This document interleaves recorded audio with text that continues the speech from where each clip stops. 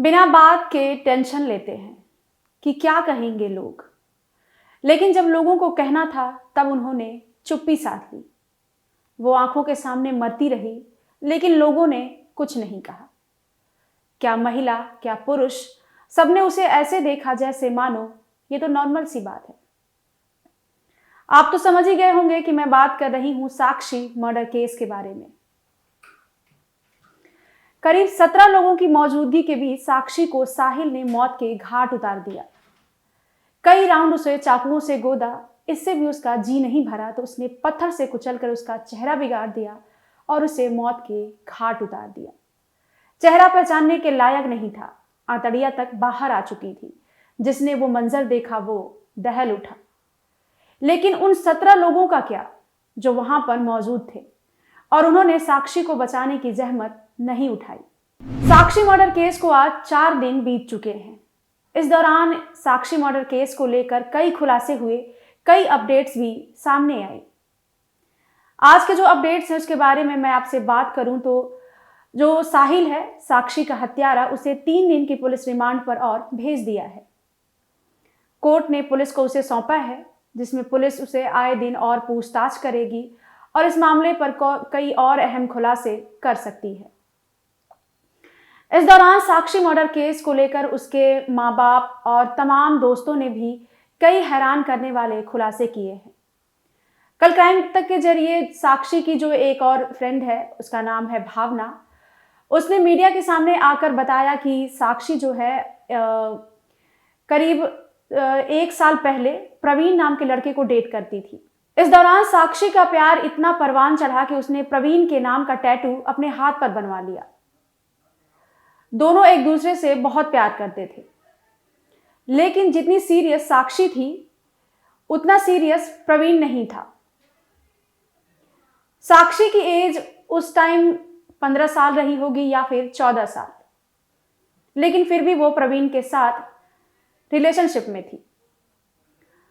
कुछ टाइम के बाद ही साक्षी प्रवीण से शादी करना चाहती थी। हालांकि वो नाबालिग थी, लेकिन वो उससे शादी करने का दबाव बना रही थी, लेकिन प्रवीण शादी नहीं करना चाहता था। इन बातों से तंग आकर दोनों के बीच झगड़े शुरू हो गए। इस दौरान प्रवीण ने क्या किया कि वो जो जैन कॉलोनी है, जो शाहबाद देरी इलाके में था, जहां पे प्रवीण और साक्षी की मुलाकात हुई थी। हालांकि उसकी जो दोस्त है भावना ने बताया कि दोनों जो है इंस्टाग्राम के जरिए मिले थे। उसके बाद दोनों को एक दूसरे से प्यार हुआ और साक्षी जो है प्रवीण से शादी करना चाहती थी, लेकिन प्रवीण उससे शादी नहीं करना चाहता था। यहीं से कहानी की शुरुआत होती है। इसके बाद साक्षी जो है प्रवीण से ब्रेकअप कर लेती है।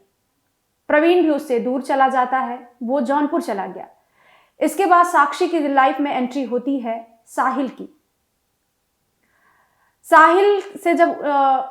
साहिल और साक्षी जब एक दूसरे के साथ प्यार में पड़ते हैं, उसके बाद साहिल का जो नेचर है वो खुलकर सामने आता है, जिसके बारे में हमने आपको कल बताया भी था। कैसे इंस्टाग्राम के जरिए साहिल जो है अपनी जो दैनिक जो उसकी दिनचर्या है, जिसमें वो शराब पीता है, हुक्का पीता है और इसके वीडियोज भी बना के सोशल मीडिया पर अपलोड करता है। शेखी बगाने की कई वीडियोस उसके सोशल मीडिया पर इन दिनों वायरल हो रहे हैं। साक्षी जो है, इसके बाद साक्षी और साहिल का रिश्ता भी परवान चढ़ता है। इस दौरान फिर प्रवीण की फिर से साक्षी की लाइफ में एंट्री होती है और साक्षी बोलती है कि अब मैं प्रवीण के पास वापस जा रही हूँ। यहीं से साहिल का गुस्सा 7वें आसमान पर पहुंच जाता है, क्योंकि साक्षी लगातार साहिल को इग्नोर करने लगती है। ये चीजें उससे बर्दाश्त नहीं होती और वो साक्षी को समझाता है, लेकिन वो नहीं मानती।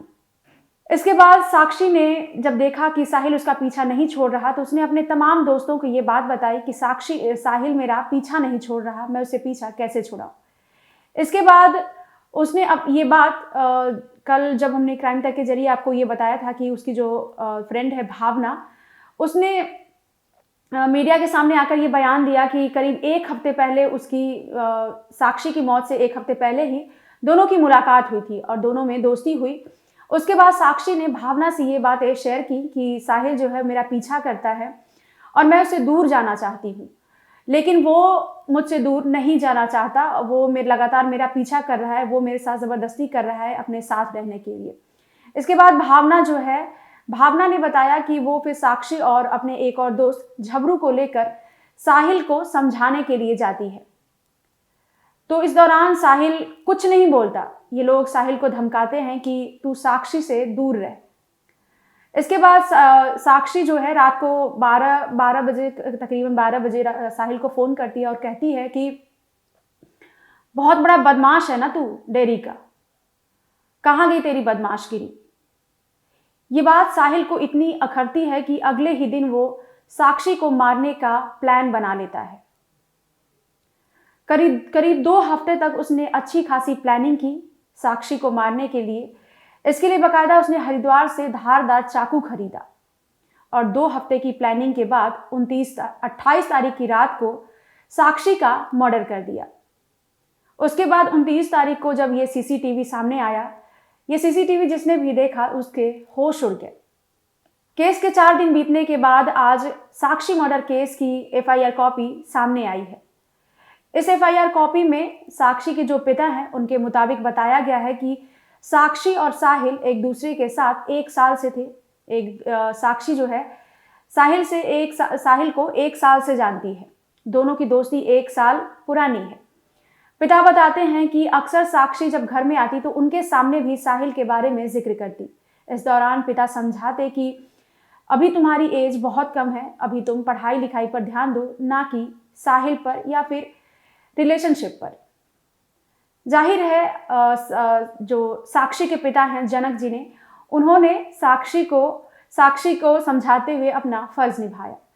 लेकिन साक्षी की एज बेहद कम थी। वो अभी इन बातों को समझने के लिए छोटी थी। उसे ये बातें समझ नहीं आई, समझ भी आई तो उसने इतना ध्यान नहीं दिया, क्योंकि उसने सोचा ही नहीं होगा कि साहिल से दूर जाने का इतना बड़ा खामियाजा उसे भुगतना पड़ सकता है। भावना ने साक्षी के बारे में एक बात और बताई कि जब वो उसके साथ थी, जब नीतू के बच्चे का बर्थडे था, तो वो लोग सारे साथ में प्लानिंग कर रहे थे। उस दौरान साहिल ने उसको मैसेज किया या फिर फ़ोन किया और बोला कि तू 2 मिनट के लिए मुझसे मिलने आ जा। साक्षी नहीं मान रही थी, उसे नहीं मिलना था, लेकिन उसने उसको काफ़ी मनाया कि तुम 2 मिनट के लिए नीचे आ जाओ मुझसे मिलने। इसके बाद साक्षी ने झूठ बोला भावना से कि मैं शौचालय जा रही हूँ। ये बोलकर वो साहिल से मिलने नीचे आ गई। करीब 2 मिनट पहले का सीसीटीवी फुटेज भी काफ़ी वायरल हुआ। साक्षी का ये मौत से 2 मिनट पहले का सीसीटीवी है, जब वो दौड़ती हुई और सड़क पर एक सीसीटीवी फुटेज में वो नॉर्मल चाल चलते हुए नजर आ रही है, तो दूसरे सीसीटीवी में वो काफ़ी तेज़ी से आगे बढ़ते हुए और दौड़ती हुई नजर आ रही है। इस दौरान कई लोग भी सीसीटीवी में कैप्चर हुए हैं। उसके कुछ देर के बाद ही एक सीसीटीवी और सामने आता है जिसमें आकाश और साहिल एक दूसरे से बात करते हैं। पुलिस इस मामले की भी इस वीडियो की भी जांच कर रही है कि साहिल और आकाश एक दूसरे से क्या बात कर रहे थे। क्या आकाश को पहले से साहिल के बारे में पता थी ये बातें कि वो साक्षी को मारने जा रहा है। उसके कुछ देर बाद साक्षी नीचे आती है।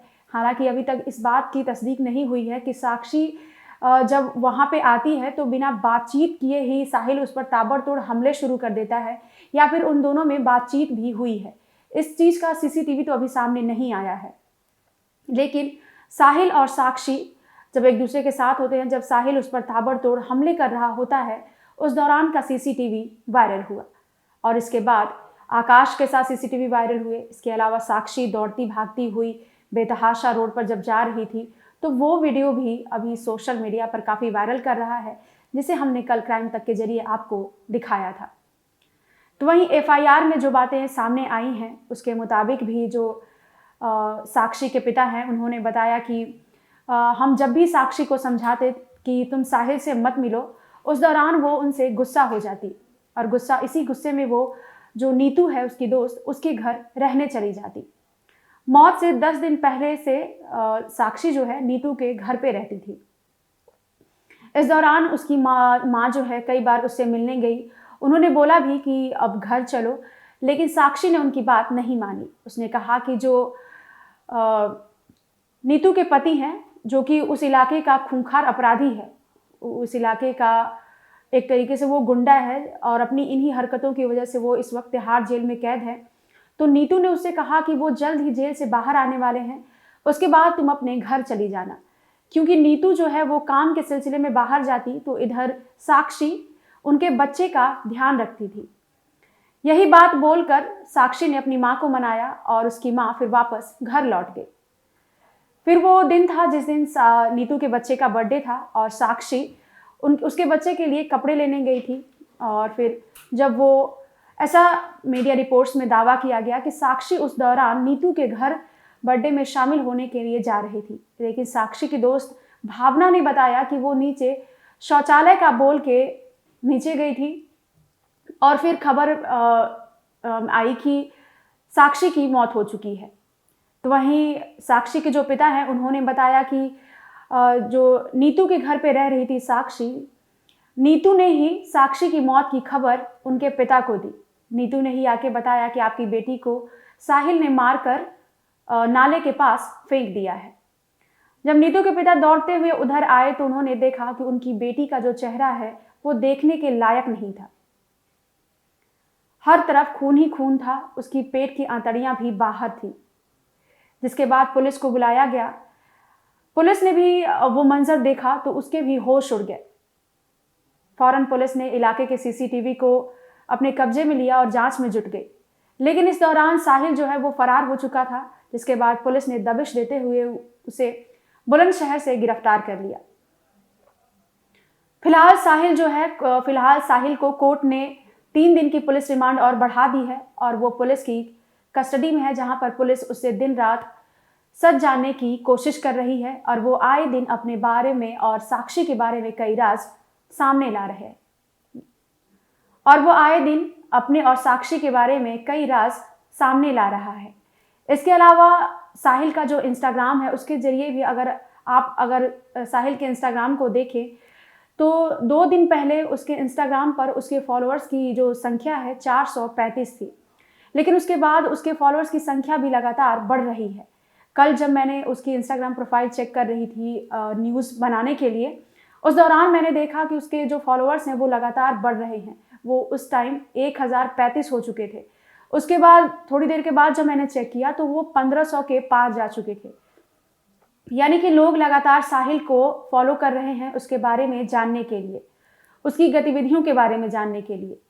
साहिल का जो इंस्टाग्राम है उसकी काली हकीकत बयान करने के लिए काफ़ी है कि वो किस प्रवृत्ति का इंसान है। फिलहाल क्राइम तक पर इतना ही।